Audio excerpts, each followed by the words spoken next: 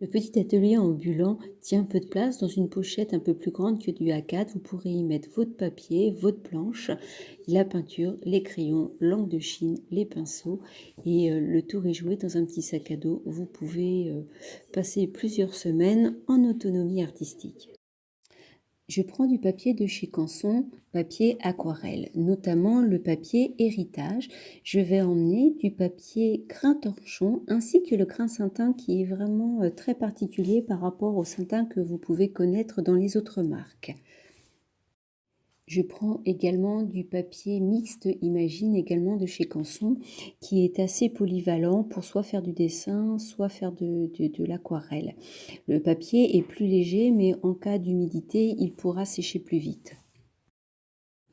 J'utilise également du mi-teinte ou du colorine pour pouvoir faire des dessins avec des petits rayos à la craie blanche et également aussi du papier graphe qui peut donner des impressions assez sympathiques sur les différentes textures de support. Dans ma trousse, je vais mettre une gomme blanche, une gomme mi-pain, un ou deux crayons à papier, du pastel sec et quelques crayons de couleur aquarellables. Cela est toujours très intéressant à utiliser soit sur des fonds colorés que je ferai sur place sur du papier héritage ou sur le mi-teinte.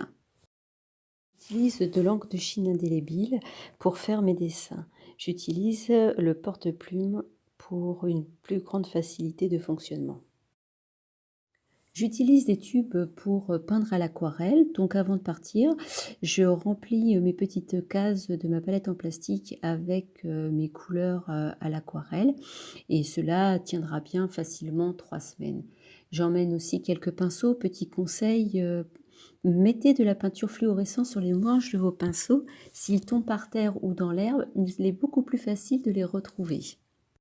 Je prépare également du blanc. Pour cela, je prends du pigment blanc, de la gomme arabique liquide, une goutte d'huile essentielle de clou de girofle pour éviter que ma préparation ne moisisse et une goutte de miel pour rendre la préparation plus onctueuse. De cette façon, je vais pouvoir faire sur du papier coloré des rayons de blanc ou le mélanger un peu avec l'aquarelle qui rendra celle-ci plus opaque et permettra d'être plus couvrante sur le papier coloré. Voilà, je crois que je n'ai rien oublié. Le sac est prêt, il ne reste plus qu'à partir.